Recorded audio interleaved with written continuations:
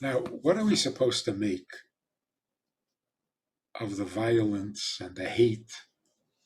What are we supposed to do with that?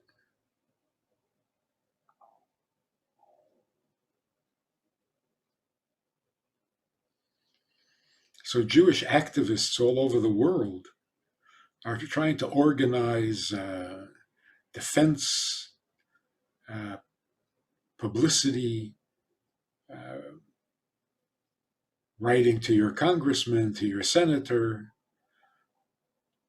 making a huge protest against anti-Semitism. And we're very upset with the leaders of the different countries who are not upset and who are not objecting and who are not doing anything about the anti-Semitism in their country.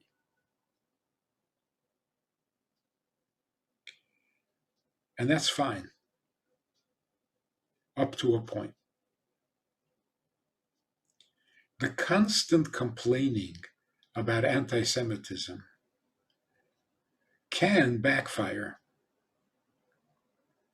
It can become a source of anti-Semitism. Everybody hates us. Everybody has always hated us. No matter where we were, no matter what we did, we were always hated. Is this going to gain you sympathy? How does this work on the world stage? You know, if everybody has always hated you, they can't all be wrong. so, so what are you telling the world? We are very unpopular. Keep saying that. Where's it going to get you? In other words, you don't protect yourself by acting like a victim. That is not protection. You don't protect yourself by becoming defensive and dependent and needy. That's not a response. There are those whose job it is to protest. Hopefully they're doing their job. But for the average person, what are we supposed to do?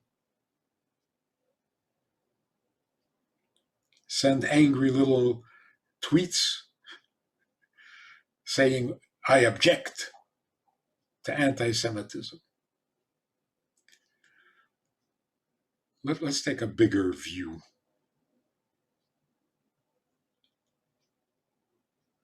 The real tragedy in prolonged anti Semitism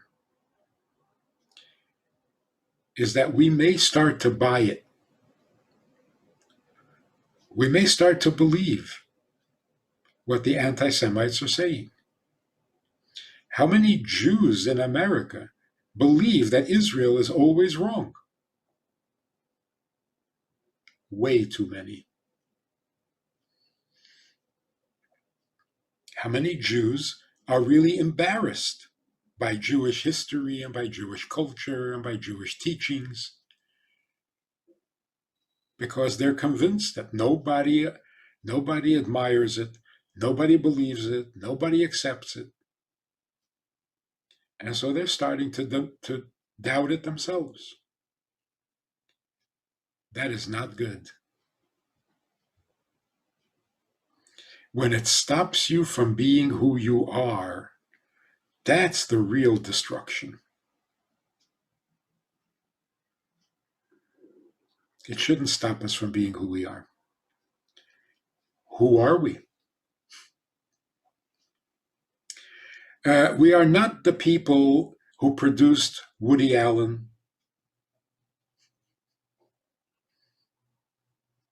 or Barbra Streisand or Einstein. That's not who we are. We are a light to the nations. We are the moral voice of God to the world. You see riots going on. And I just realized this very recently. There are riots. They're burning down stores. They're looting the stores. They're beating up people. They're setting police cars on fire. What's your reaction? Well, one reaction is, oh, that's frightening, scary. We're out of control. Somebody should do something about it. Stop them.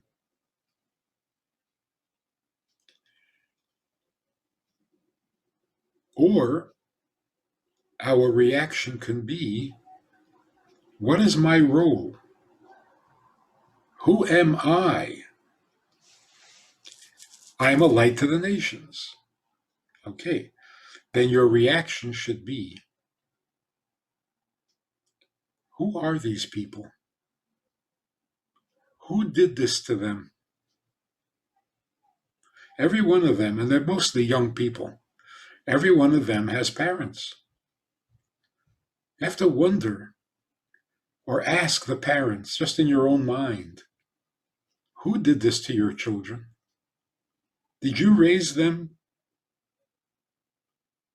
to be rioters?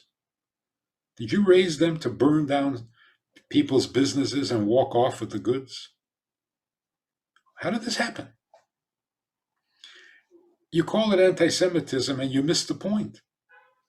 What's the difference whether it's anti-Semitism or anti-Asian or anti-foreigners or anti-whites? It's crime. It's misbehavior. It's forbidden. What happened to your children?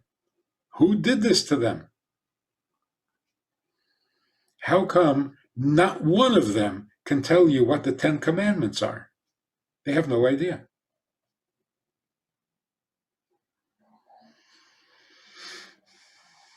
They're confused.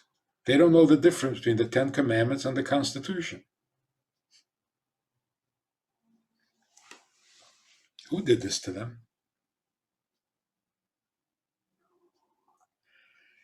You know how easy it is to fix this problem? Just an example. Get a celebrity, a very admired celebrity, a comedian, an actor, a basketball player who everybody admires. Let him come down to that street, get up on a car, and say, hey, hey, hey, what are you doing? They would all stop.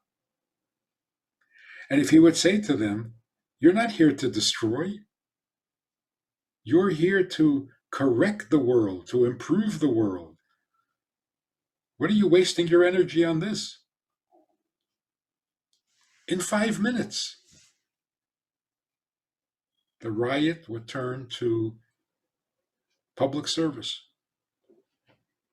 They wouldn't tear down the buildings, they would repair them. They wouldn't burn police cars. They would give the police a little more respect. Respect means demand a higher standard of morality. That comes from respect, not from destruction. So if you want to hold police to a higher standard, wonderful. That's not destructive. So anybody who happens to be popular, for no particular reason, by the way, celebrity means famous for nothing.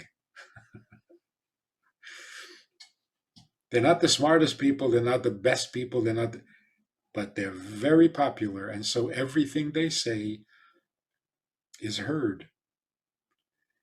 Just one of them gets up and says, this is not what you ought to be doing. What are you wasting your time? God expects more of you. He created you for better. That's it. They've never heard that. Never. And this is true in every country. Somebody popular who has a voice should get up and say, what happened to your morality? That's it. It just so happens people love to be challenged morally because it's such a compliment.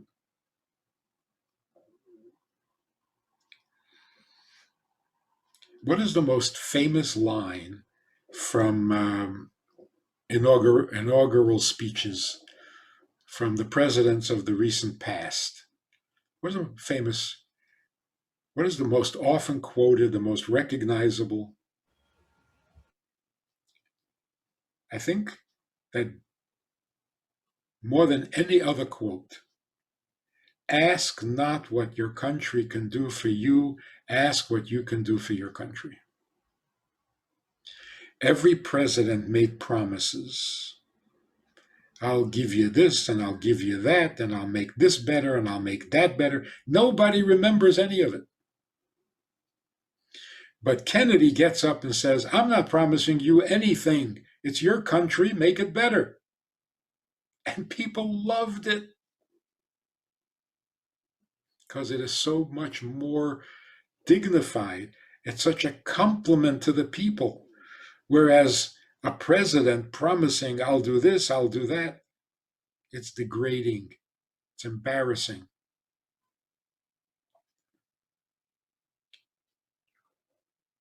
People love to be challenged morally.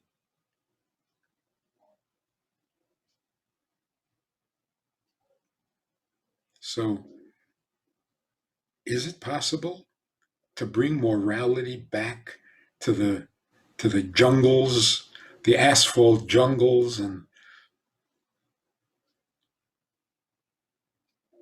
yeah, yeah, it's so easy. Nobody does it. That's why it's not happening. It's not like we've tried really hard and it doesn't work. Nobody's tried. And then we would be acting consistent with who we are. Your job is to bring morality to the world, not to become the policeman, certainly not to become the victim. So when somebody comes and does something that is wrong morally, the main thing is, what do you say about that? Before you become the victim, what do you say to somebody committing a crime?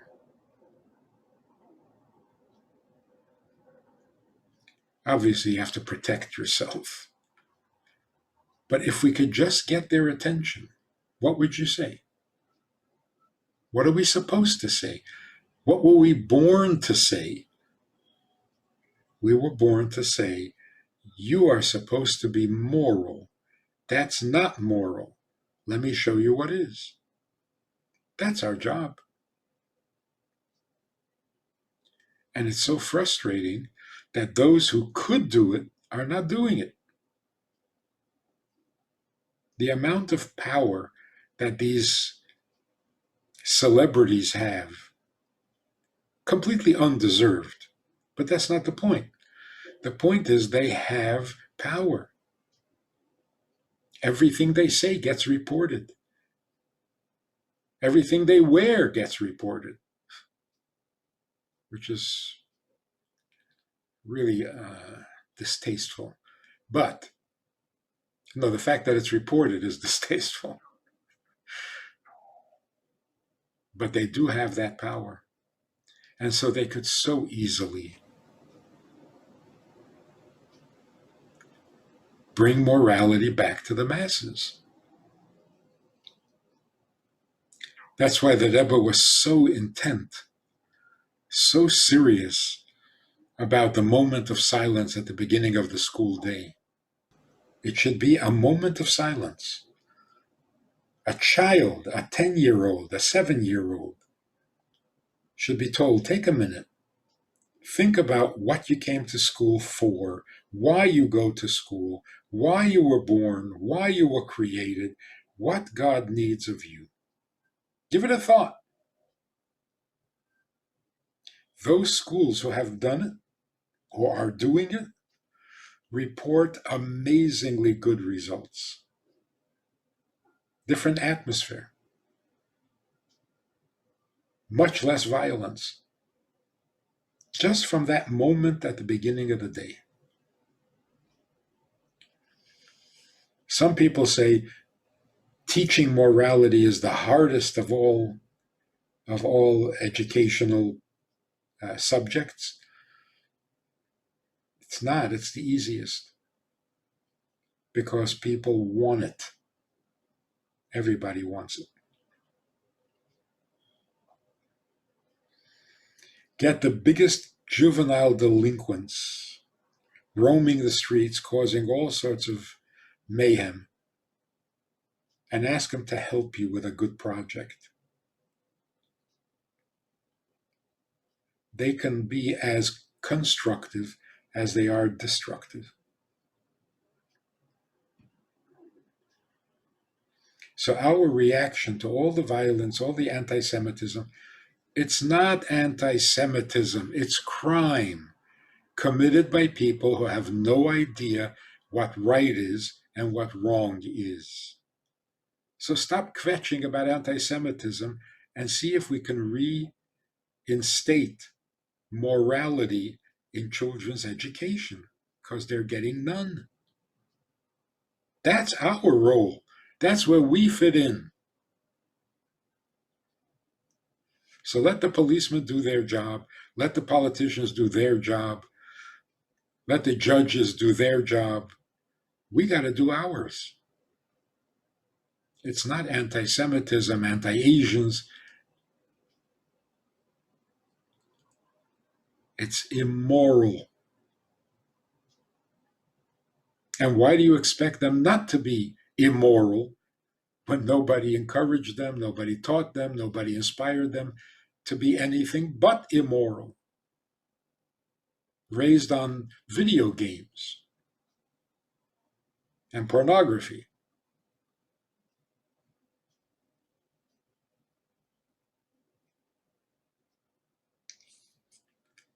So let's do our job. Our job is be a light to the nations. And a light means a moral guide.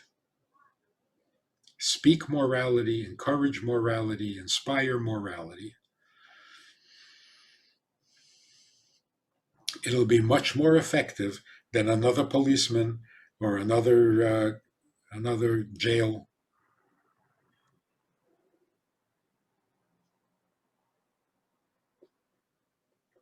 So let's not make everything political. The real issue is moral. So they're going to make a new law about anti-Asian crime. He's playing these games. When you have criminals, why are you making laws? Laws are what criminals break. So making more laws so there's more to break. What are you doing about the criminal? That's where we come in.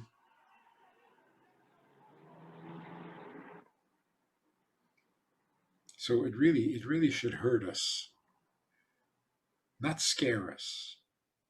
Yes, there's crime, there's riots, there's burning, there's destruction, there are muggings, mostly teenagers, mostly young people.